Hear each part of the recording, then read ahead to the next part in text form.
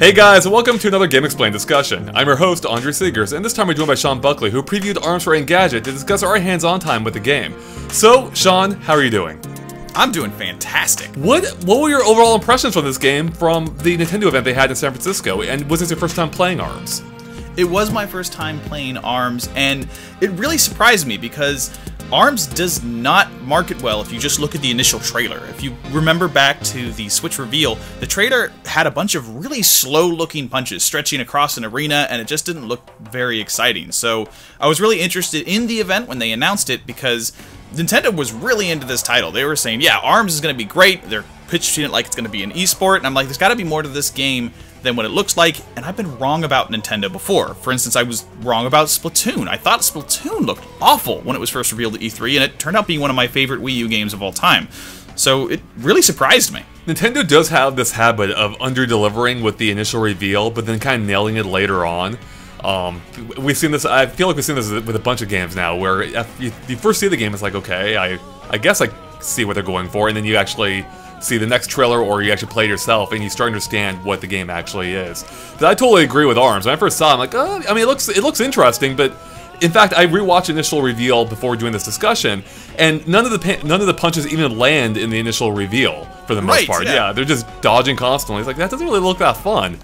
But now having actually gone in depth with it, I have to say, like, this game, there is so much more to this game than it seems, including just the pace of the game. Like, just being able to play it hands-on, like, the game felt a lot faster paced and comes through in the videos. And is that the same sense you got? Yeah, absolutely. When I went back and looked at the trailers, I think it's that third-person perspective in the game. You don't get the whole sense of speed or intensity that you have where in the middle of a fight, because the arms aren't coming directly at your face. You're just seeing two people throwing slinkies at each other. Right. And that's a weird-looking thing, but in the actual moment of the game, you've got to contend with the sort of rock, paper, scissors battle triangle that's going on between how different moves interact with each other. You're thinking about where your opponent is. You have to deal with your movement types, and watching the trailer, you almost don't even realize that there's jump and dodge mechanics. You don't. That's a good point. I mean, it even came up during the presentation when Nintendo was, they had a little briefing beforehand, where they mentioned, like, a lot of people do compare this to Wii Sports Boxing, but it really isn't anything like Wii Sports Boxing. And after playing the game, I can agree with that, because beyond the superficial control similarities and the idea of punching, this game is really almost as much about movement as it is about actually punching. Yeah, it totally is. And that was JC Rodrigo's point, and while we're early in this discussion, I want to get that out of the way. Nintendo's right. I don't want to sound too much like I'm parodying their move, but this isn't like Wii Sports Boxing, and I think that's why they had our event in the first place in San Francisco, because that's a hard thing to overcome, the shadow of Wii motion controls. Because even if they got better with like Wii Motion Plus and became pretty good by the end of the Wii's life cycle, people still remembered that all you did in Wii Sports was shake a stick to replace a button press. That is a good point, because part of the problem with the January event, I think, was their messaging, and that, you know, it seemed like Nintendo was going toward more of a core focus with the Switch initially, but then they start showing off all these motion control games with ARMS, and you had, you know, 1-2 Switch as well, and it almost seemed like they're going back to the Wii era of gaming, which personally for me, like, I enjoyed that era, but I know a lot of people didn't, or a lot of people have, like, there's a stigma associated with motion controls. So I think a lot of people kind of wrote off this game initially as a gimmick with how you hold the controllers in what they call the thumbs-up grip, and, you know, you actually do punch and dodge by weaving side to side, basically. And that actually surprised me, the thumbs up grip where you're holding the Joy-Con sideways. That reminded me of the Wii in a refreshing way, which the Wii sometimes would have you use the controller in a way you didn't expect, or Brain Age, for instance, or there was that one visual novel game for the DS where you hold it sideways. Right. That's a good point. I mean, the Wii did have, like, multiple ways of holding the controller, and we're starting to see that now with the Joy-Cons and ARMS at least. And to me, it felt a little bit goofy at first. Like, it's like, this is weird. But then you start playing the game, and it works, like, surprisingly well. Right, yeah, like pressing the buttons on top with your thumbs. And it sounds weird talking about, oh, you play this game with your thumbs. Play every game with your thumbs. But it's more like pressing a detonator on top of like a jetpack switch or something, because it's this vertical thing in your hands, and it's just, the whole grip is so different. It feels like a toggle to jump almost. Yeah, no, it really does. You're absolutely right. And to its credit too, like you always have instant access to pretty much all the controls, because most of it is handled with motion, as I mentioned, like moving side to side, forward and back, and then punching. But then your thumbs are always on those triggers, as you mentioned, being jump and dodge. So you never have to move your thumb at all to activate something. They're always in the optimal position, with the sole exception of activating the rush move, or the special move, if you will. Really, I mean, I think part of the reason why motion controls have that stigma is, for a while, they weren't necessarily the most accurate thing. You know, sometimes they would misread. You know, in general, games would misread your intention, and they weren't always the most responsive. But I feel like ARMS may, I don't know if I want to call it a true turning point for motion controls, but in this case, they made sense.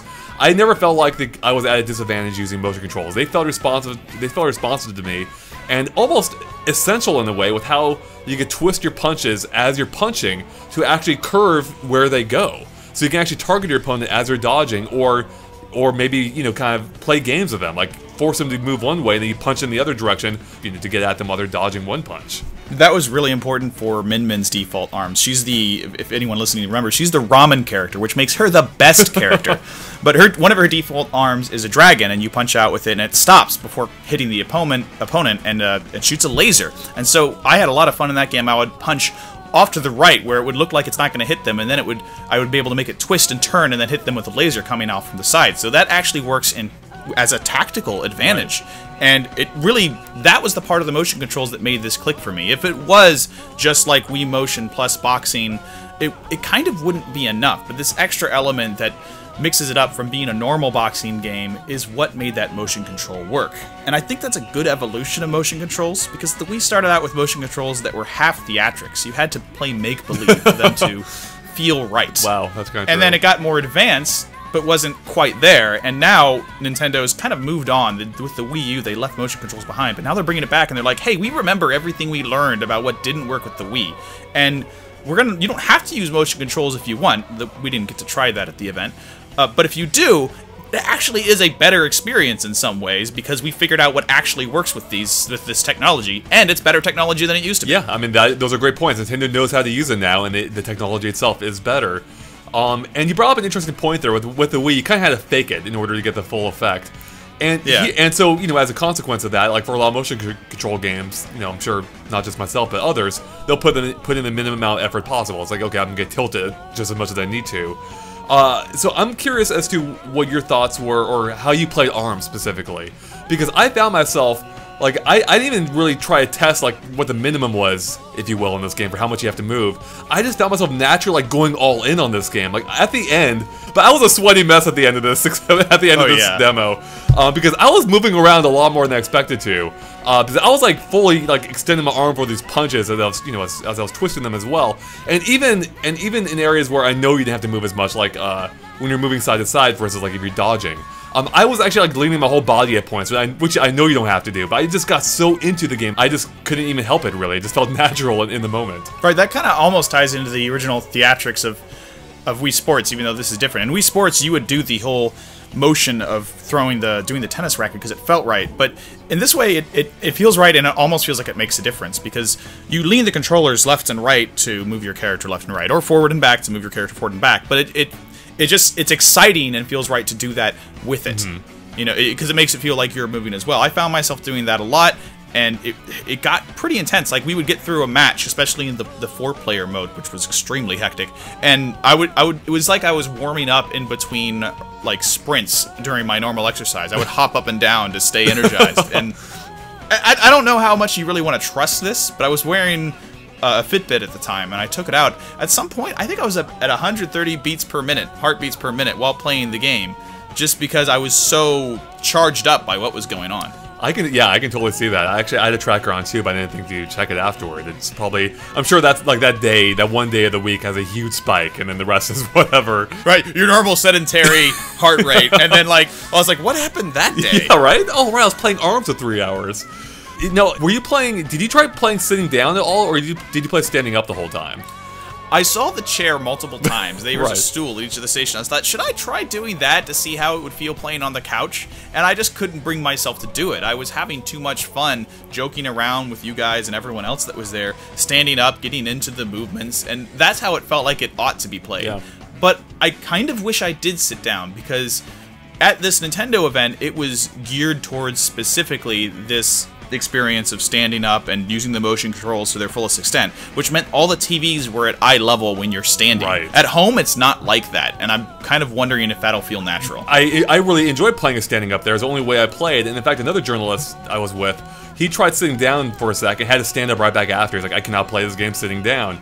But I wish I had tried now, because I feel like I'm probably going to be playing it sitting down at home, because yeah, your TV probably isn't at eye level at home. Yeah, and it's just not going to be as comfortable. Exactly. So that does raise an interesting point. And there's also the fact, too, that this game will support standard controls with a Pro Controller as well as even single Joy-Cons. But Nintendo is being extremely vague on the details of that and how those will work. And I'm having trouble picturing them even working, you know, as well as the two Joy-Cons did. Maybe they will. I don't know. I can't speak for it. It's hard to say. Nintendo's JC Rodrigo was there, and he said he did all the motion controls over a period of weeks. And of course, he's kind of selling Nintendo's the motion controls are great thing. Right. But I kind of believe him when he says he played with motion controls and with the Pro Controller and with the Joy-Cons button controls, and eventually went back to motion controls, because you got to wonder how you're going to do that punch and then change direction things without it being awkward using a thumbstick. While handling your movement as well for your character. It's, yeah. Yeah, what button could possibly do that? That's the thing. I mean, this is one of the few times when motion controls like really feel like the definitive way to play. Like even on Mario Kart Wii, like I had a blast playing with my little Wii remote and steering wheel, even though I acknowledge that probably isn't the best way to play the game. But here, I feel like this may be the best way to play the game with these motion controls. I think in that way it's very much like Splatoon, because again, Splatoon just wasn't a game that I was very interested in until I tried it. But when I did that first Splatfest on the Wii U, it's defaulted to what Nintendo wanted you to use, which was the motion control aiming. And I know that a lot of people didn't like that, and some people were really insistent on using the thumbsticks. But for me, someone who grew up playing mostly PC games and PC shooters, I found that to be a much more natural feeling analog that gave you a lot of precision control. And something that to the point now when I play other games like we went to the Destiny 2 reveal, I kept trying to aim by moving the PS4 controller around, and it's driving me crazy. Splatoon has ruined normal games for me. But I feel like it's the same way, where this weird motion mechanic actually is the better way to play this game, and Nintendo's kind of having a hard time selling that to people. Most people I showed my preview to on Twitter said, like, I'm never using motion controls ever, and I keep trying to tell them, you should really try it, because you might be surprised. Yeah, at least give it a shot. That I totally agree with that. And I think, too, it's important that, I mean, it's good that the controls felt as accurate as they did, because I think there is a surprising amount of depth to this game. Like, when they first showed it off again, it was hard to really fully grasp what all was going on there. I mean, just in the sense, like, it looked more surface level in the initial reveal. But after playing it, there is a lot going on here, even more than I was fully able to account for while playing. Like, I don't know if you watched the recent Direct, but they were going over how, you know, there's like different attributes for each arm, like different elemental attributes even. And that's something I barely even got into in my own hands-on time. Right, I didn't notice it at all. Plus, on top of the fact that we were already equipping our own arms, and each arm, or you know, many of those arms can feel quite different from the others. Such as the one you mentioned, there was another that was more of a shield, the Guardian, I think, which can block attacks, I believe, but also goes out in like a two-step process. Yeah, there's arms that shoot missiles, there's arms that work like boomerangs, there's arms that stun, and all that variety can really create, I think, a unique experience. Right. But it's beyond that. You're right, there's even gameplay elements, gameplay depth that I didn't realize. I eventually started hanging around some of the presenters, listening to them giving each other tips, and that's how I found out if you jump, you can get a temporary charge. At first, it wasn't clear to me that you could even charge the weapons up to make them more powerful. Yeah, no, exact same thing for me too. I had no idea about that. In fact, I was able to speak to JC after the event for about an hour or so, or 40 minutes or so, and he was able to give me a little bit more information on these characters and like the distinctions between them. And he was telling me a bunch of stuff I had no idea. And I was using toward the end, like during the little tournament they had, I was using Kid Cobra. And he was telling me stuff about Kid Cobra I didn't even know about. Like if you charge up his dodge, you can then dart around 3 times in a row, I think. And then Ribbon Girl can jump multiple times in the air. There's all these intricacies to the game that even having played the game for 3 hours, I missed out on a bunch of them. It's surprising because it has that nice curve. That's one of the reasons I think it's going to become one of my new showcase titles for the Switch, because it's one of those easy to learn, kind of hard to master games. Right. And in that way, it reminded me a lot of my first time playing the original Super Smash Bros. On the Nintendo 64, because it was really easy to pick up and have fun and throw your friends around. But when you played it more, you found out there were deeper tactics. You could use the dodge move to, slide past someone's attack or reflect items, and it became this deeper metagame that is now a whole tournament scene. And I'm not sure, and I want to know your opinion on this, I'm not sure if I think ARMS is ever going to become a big Nintendo tournament game, but at least has that element of easy to learn, hard to master, that can keep you hooked as a more hardcore gamer, but still be something you can share with your friends and have them not frustrated with. I think you pretty much hit on the head right there. I mean, this game is coming from the Mario Kart team too, and Mario Kart also excels at that. Being accessible but also deep. And I think the Smash Brothers comparison with this being a fighting game is really on the nose. Because it does have that that easy accessibility of Smash, where you get it as soon as you start playing, but there is that depth there that I think could elevate this game to, I mean, maybe not esports levels. I really don't know. To answer your question, I think it has a potential to maybe blow up, but I really don't know. I mean, if I had to guess at this point, I would say it won't. But I mean, I might have said the same thing about Splatoon, and that took off more than I would have expected. So yeah, it's really hard to tell. I can see people really getting into the competitive aspect of this and really fighting hard for leaderboards and maybe local tournaments. Based on the trailers we were talking about earlier that just didn't make the game look as appealing as I think it really is, I'm not sure how it'll go as an esport, as a spectator game. As a spectator game, it does still seem a little slow, because you don't get that intensity unless you're actually seeing the first view, the view of the player. That's true. It definitely feels more action-packed when you're actually playing it, and you're actually delivering those punches and dodging these punches. But I was watching some of that. I don't know if you had the chance to watch any of the Japanese tournament they had maybe a week or so ago. Oh, no. Streamed. But those players seem to be, I think these, I could be mistaken, but I think these were actually like fighting game players in this tournament. And so they kind of had a better grasp of the game, or they got used to the game faster than most people would. And those matches started to look a little bit faster paced than what I'm used to in ARMS. So yeah. And to be fair, like you said earlier, the Nintendo event that we were covering, they had a little tournament at the end of the event after we did our work, just for us attendees and journalists. And after we learned the game, I had a great time watching everyone just, duke it out in that game. It became exciting to watch once you understood the fundamentals. And I don't know if you've bragged about this yet, but you kind of won that tournament. Oh, just a little bit, just a little bit. Just a little bit, and then JC came and showed you how it's done. No, I still beat JC though. You did beat JC. I think he was going easy. Oh, yeah, he definitely was going easy on me. He'll say he wasn't. He's full of it. I know he was going easy on me.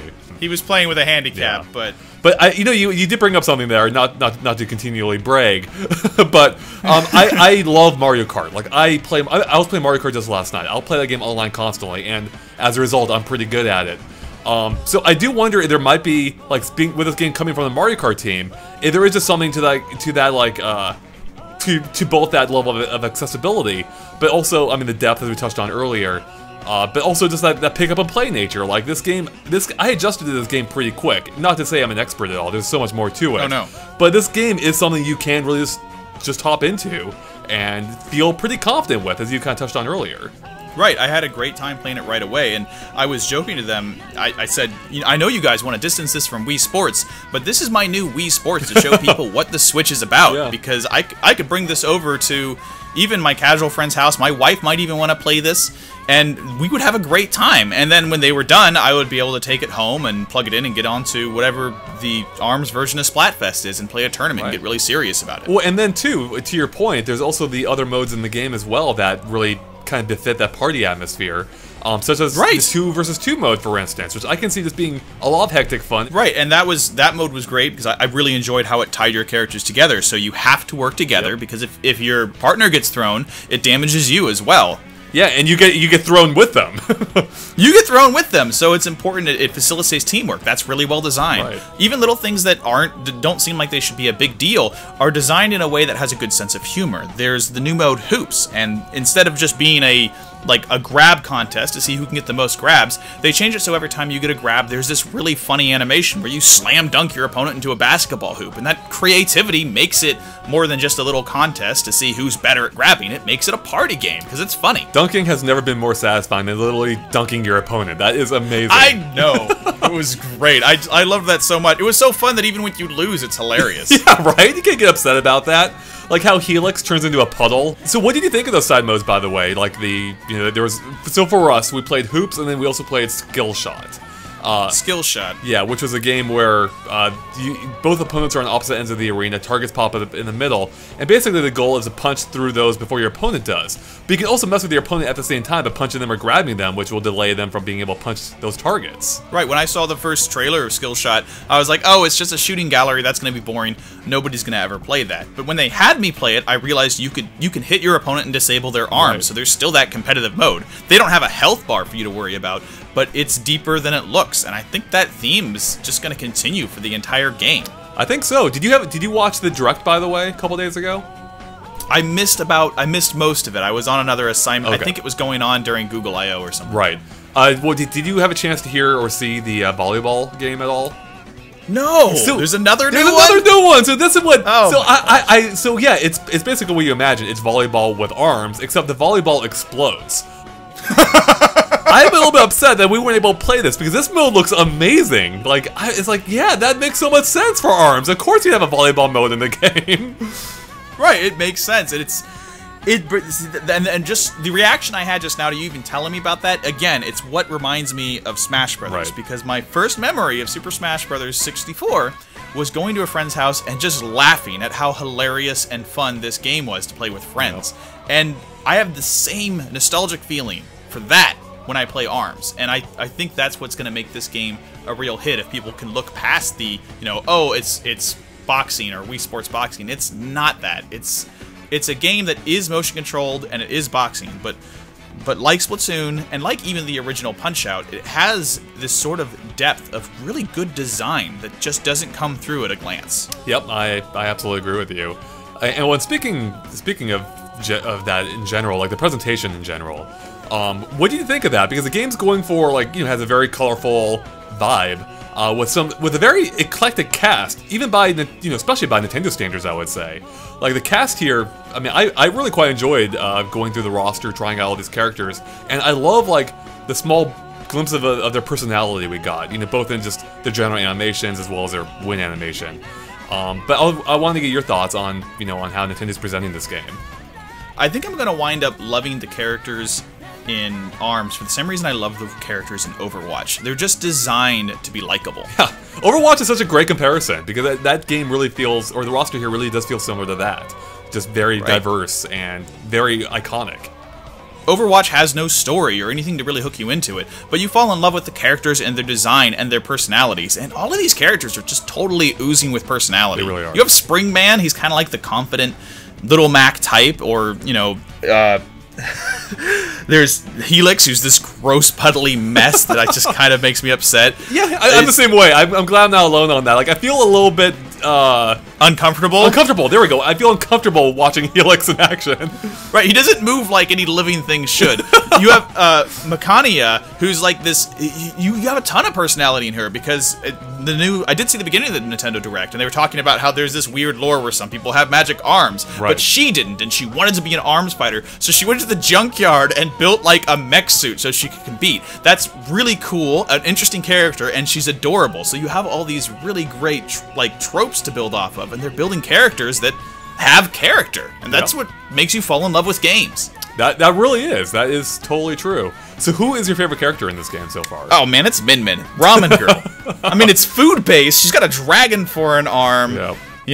I really like Min Min a lot as a design, and that's who I played during our entire time. Oh, wow. I'm very curious to play more of Ninjara. Twintail, I love the idea of her hair being the arms, because everyone else has weird arms, doesn't look like a human, but she does. Right. I'm curious at Springman just because I think he's a good little Mac analog, but I'm worried he'll be a little too generic to really enjoy. But I think it's gonna be Min Min, Twintail, and Mechanica for me, just because I love when I found out that she built like this suit, they talked in the latest Direct a little bit about her motivation as a character. I'm like, that's cool. I like that a lot. Right. Yeah, I mean, I agree with everything you just said. One more. Bite and Bark, because robot dogs. You stole mine. Yes. I'm sorry. Bite and Bark is amazing. I love that. Did you have a chance to try him at all, or try them, I should say? A little bit, okay. And it was. You probably played him a little bit more, so you should talk a little bit about what makes that character special and complex. Yeah, well, the interesting thing with him is, I guess he's a little bit like Ice Climbers, right? Where there's a second character, in this case being Bark, the dog. And he kind of acts on his own, too, though. So it's not quite like Ice Climbers. He'll just go out there, he'll kind of do his own thing, he'll attack occasionally, he'll also, you can also bounce off him for extra airtime, and then you can even use him as a shield if you want, which I feel like you have to be a horrible person to do that, because the poor dog, he just gets knocked out for a few seconds. I think there's a lot of depth to that character that I don't fully grasp yet. Because Bark really does have the opportunity to really mix things up. Because as the opponent, you have to keep an eye on both of them. You have to be like, okay, where's that dog, and what's Bite up to? What, where are all three of these arms going right now? Right, it's like an extra arm, and I think that Bite and Bark is a good example of how thoughtful Nintendo is trying to be about balancing these characters. Because when I first described Bite and Bark to some friends, they're like, doesn't that make him really overpowered? And it's like, no, not really, because not only do you have to manage where the dog is, you're also slower than the other characters. Exactly. It's a thoughtful, well-balanced character, and so far they've all seemed kind of... I'm sure there's going to be... This competitive group is going to say, these are the competition characters you play with. Just like in Smash Brothers, nobody plays with Toon Link. Yeah, we'll see. It will be interesting to see how the metagame for this ends up shaking out. Will there be that one overpowered character, or will it be pretty well balanced?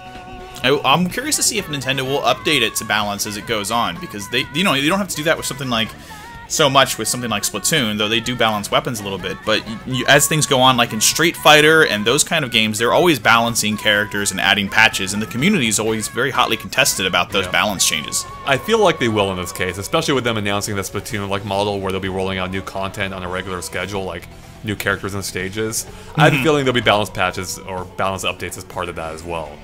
I'm hoping there'll be new characters as they go on, too, because that's been, to bring back that Overwatch comparison, that's been a really fun part of being part of that community, is waiting to see what are they going to do next, and it's always a surprise, something you didn't expect, which was sort of like our event. I definitely didn't expect to have a new character like Twintel. Yeah, absolutely, and they actually did say there would be new characters, so I can't wait to see what those are going to be, especially based off this cast so far. There's one more part of this game, I think, that I can think of that we haven't touched on too much yet, and that's the arenas. So from what we've seen, every character has one, and again, in the initial reveal, they look pretty standard to me. It's like, okay, it's a square box, it's a boxing ring. But now, seeing the different, seeing how many they have on display here, it's like, no, these actually change how you play. Significantly. Yeah, very much so, because as we touched on earlier, movement's a big part of this game, and these arenas change not only how you go about them, but also your movement options too. Like in Skate Park, you have a hoverboard you can ride around in. I think one of them's a giant trampoline that makes everyone's jumps higher. Yeah, exactly, right. I can't remember which one, but the arena that made me realize the arenas were serious business, it had like a blue ground in the middle, like a dance floor, and walls would shoot up and change the height of the arena. And it really freaked me out, but made things super exciting. Yeah, I think that was a cinema level, I believe, right? Yeah, and I really enjoyed that a lot. Because that especially forces you to learn how to jump well, because if you're not jumping, you're not going to be hitting your opponent at all. On a similar comparison, the DNA lab, you have those test tubes in the middle where you can use them as a shield almost. But then, once I started to learn how to wind my punches around them, it's like, even those aren't safe. Like, you can work your way around those and hit your opponent hiding behind them. And I played in that level a lot, so I don't know if this was in every level, but when you break those test tubes, it can give you a health boost. So being strategic can give you a way to couch back and regain some health. Oh, I didn't even notice that. That's really cool. I knew you could break them. I didn't know items came out of them. Yeah, I think I won my first round of the tournament because I strategically broke one of those and got to the health boost arena area. There's like a little area, it gives you area effect, before the other person did and pulled his special. So I was being healed while pummeling them with my strongest attack. That is kind of awesome. That is pretty great. And actually, you kind of reminded me of something too. So the rush attack, something you build up by punching, and once it's a super meter. But what I liked about this is that it didn't feel overly powered. I don't know, maybe your experience was different. But for me, I found that, once, when you land it, it's really good, it's really strong. But it's landing it, that's the thing that's far from guaranteed. Because it's still easily dodged, you can still be hit while you're, trying to launch your special attack. Was your experience the same with that?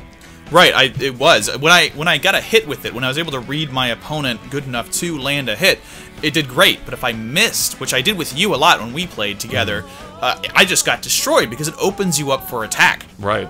And that's sort of, we only lightly touched on that. That's kind of part of the whole triangle aspect of how this game is balanced. You can knock punches out with other punches, or the different weight of your punch makes a difference. But if you're blocking, a block won't stop a grab.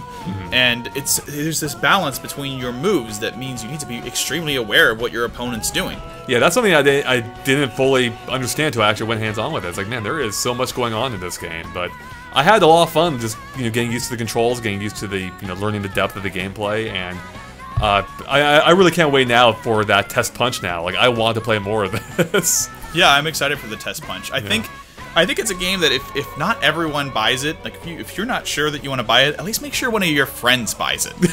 There you go, exactly. Every group of Nintendo Switch friends, at least one person should have this game.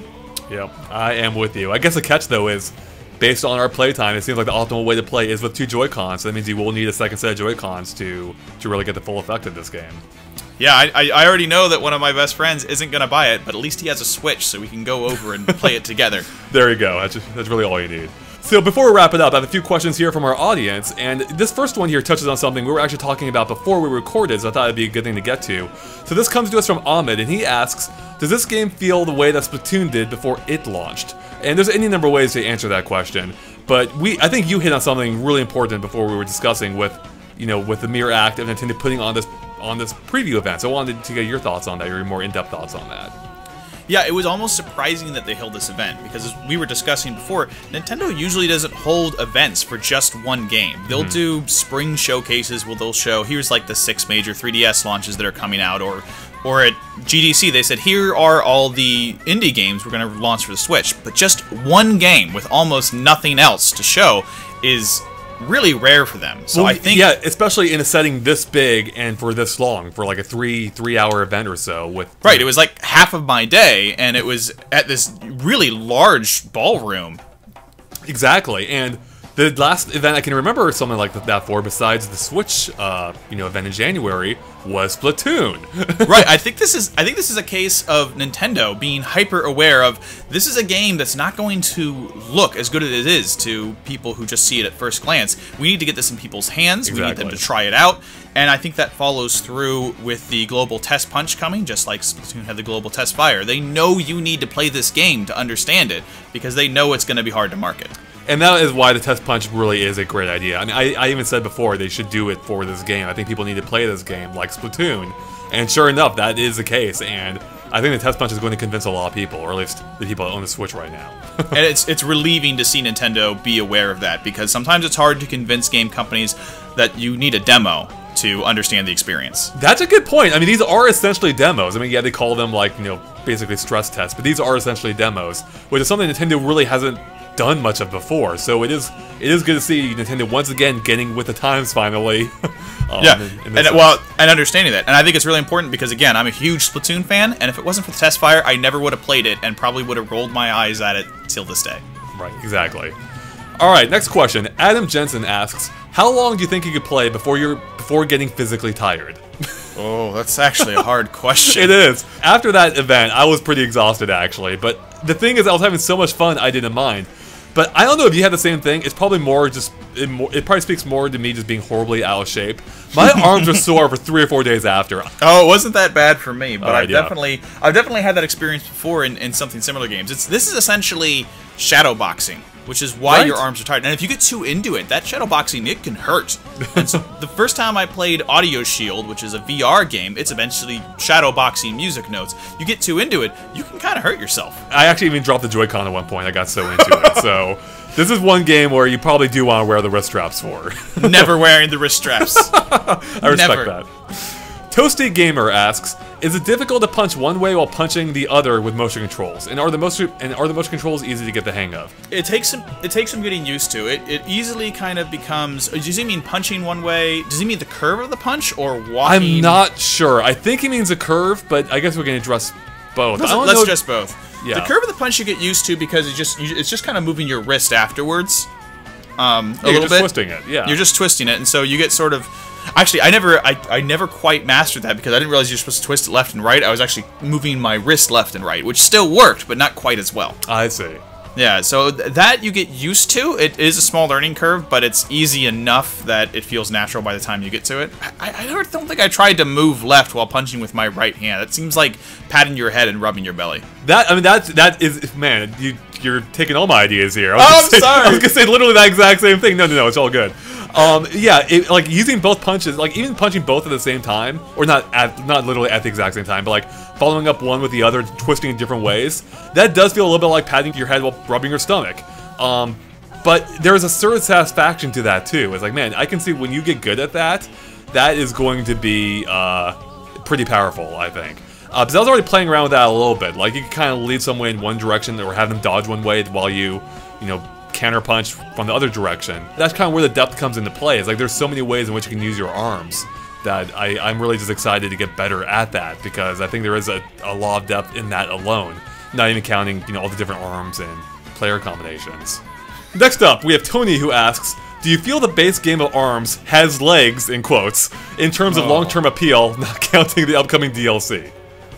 That's hard to say, because we don't know a lot about the base game of ARMS yet. The multiplayer is great, but with the exception of the recent Direct where they said there's a sort of Grand Prix kind of mode, they haven't really talked about if there's a campaign. So, I mean, you say we don't know much about it. I'm going to say we actually probably know most of it, even, I think. Oh, yeah? I think we saw it. I think the Grand Prix is basically the campaign. And maybe I'm wrong on that, but I'm not expecting a super strong single-player component to this game. I think this game really is more about the multiplayer. And yeah, it's impossible to say at this point, you know, how well it's truly going to hold up. But I think, for me at least, the best comparison right now is Splatoon. Like, that game launched, it had relatively minimal content compared to most shooters. Oh, sure. And yet, the game felt so fresh to me, I didn't mind that. But I had fun just learning the mechanics and all the different, you know, the variety of stuff that there was there, like the weapon selection. So in this case, for right now, I don't see it going to be an issue, putting aside the upcoming DLC, at least. But again, it's impossible to answer at this point. Like, you know, maybe I'll get the full game and get bored of it 4 hours in. I don't see that happening, but you never know. Do you think that's enough, I think, is what he's really asking? Because in classic fighting games, all you really had for your single-player mode was sort of the world tournament mode, like in Street Fighter, or, you know, something like that. But in just going through the different roster and fighting. And that was enough for fighting games, and this is a fighting game, so maybe that's enough. But then you get newer games like Injustice, which does that, but frames it around this really complex story. So it's not just maybe a 40-minute experience as you run through all the enemies, and then you've done that with that character and have to do it with all the others, but it's like a 6-hour-long experience, which was a little bit more like what Splatoon was. I guess it depends what you're looking for. If you're looking for a more meaty single-player adventure or campaign or whatever, granted, we may not know the full story yet, but I'm going to guess this may not be enough for you. But for me, like, as one who, like, I love Smash Brothers, right? But I also don't care about the single player in those games at all. In fact, I usually get bored playing. Like, unlocking everything is the worst thing in that game. I really don't care about the single player stuff. So for me, it's all about the multiplayer, and in that sense, like, it's not really an issue, I guess. Yeah, that's true. I guess as long as, like Splatoon, it has a post-apocalyptic horror story hidden underneath the main game, I'll be satisfied. There we go. The lore, right? It's all about the lore. Yeah. I need to know that ARMS lore. Steeler fan asks, how addictive is it? With Mario Kart 8 Deluxe, I keep saying one more race, and then he says this might be a great filler game until Splatoon 2. So he's wondering how addictive did we find this game in our brief play session? In the 3 hours we had, I always wanted to keep doing one more game. I was extremely disappointed when you beat me out in the tournament. You read my every move. It just decimated me. I was disappointed not because I lost, but because it meant I couldn't play anymore. I mean, now I feel really bad. It's like, man, I just cut this guy off from playing more ARMS. You cut me off, and it was actually sort of a problem because at the same time, when I was like we said earlier, I was covering it for Engadget. We were shooting the video to go up on the site, and I kept running away from my production manager to say, I gotta compete in this tournament. I'll be right back. So I'm sure you understood, right? Yeah, it was a little addictive for me. Yeah, I feel the exact same way. I was hooked. I said in our preview, like, I wanted to play more of this game. Even though I enjoyed the little side modes in the game, such as Skill Shot and Hoops, I just want to go back to the fighting. I was so addicted to that. I just wanted to keep playing more of that. So, yeah, I'm going to be playing every one of those test punches because I really just can't get enough. I think that's really important. I have one question for you about the test punch. I had a great time doing that local with you guys and everyone, and that was amazing, but I've been wondering, will I have the same thrill playing online when I can't tease and taunt and talk to my opponent the same way? You know, that is a fantastic point. They have said they have the app coming up. Yeah, and that's a weird solution. I'm very curious. That is a weird solution, and it won't be out by the time ARMS is out either. So, that is a great point. I mean, local multiplayer generally is, you know, at least in my experience, is a more fun way to play games in general. Oh yeah. But when it comes to Mario Kart, for instance, I still have a blast playing that game online, even if I'm not talking to anyone. But playing one-on-one may be a little bit different. Possibly even more frustrating, because I feel like losing to a faceless pack of 12 people is a little bit different than, you know, to losing to a single opponent one-on-one, right? So right. I'll lose races in Mario Kart all day, but if I get destroyed by someone in Street Fighter Online, then I feel bad. Right, yeah, that's where rage quitting comes into play, right? Right. So that is a really good point. Yeah, I don't know. Because, yeah, I mean, I had a great time at the event, but maybe it will be a totally different experience when you start playing online. So, and that's not even to speak of how the online will actually work. Because if there is like any lag or disconnections here, that could be a big problem. Because like Smash Brothers, I find to be almost unplayable online. Like that for me is like a local only game almost, because I cannot handle the small amount of lag even that there is in that game. So for me, yeah, that could be kind of a deal breaker in some sense, depending on how that works out in ARMS. All right, next up, Jake Mueller asks, kind of an interesting question that I didn't even think about till he asked it. Is it easy to play 2 players on the screen? So, because the way this game works is when you're playing 2 players, it divides it vertically, with one person on the left and the other on the right. What are your thoughts on that? Did you have any issues or comments at all? Only the one time we made the mistake of me having the left screen while standing on the right. Right. That was a little weird. Yeah. But aside from that, you're so focused in on just your screen, and you don't need a very wide field of view in this kind of game. Right. It worked out fine for me. And, you know, it's really... I don't think it's too different than if you ever played a split-screen shooter online, because some of them support that, or split-screen Mario Kart. If you're okay with that, I don't think you're going to be having any trouble with ARMS' version of it either. I totally agree with that. Yeah, I didn't... It's something I just forgot about, basically, as we played. Now, to be fair, we were playing on some pretty decent-sized TVs, so I don't know if that might be less the case if you're playing on a smaller one. Yeah, on tabletop mode on the Switch, I don't know about that. might not work quite as well. But yeah, if you have a decent-sized TV, I don't think it's an issue. It's something I didn't even, I forgot about. Alright, well, that is all the questions I have here, so I guess it's about time to wrap it up. So Sean, do you have any final thoughts or any final things you wanted to bring up that we haven't already touched on somehow? I feel like we did a pretty good job covering it, but anything else specifically you wanted to bring up?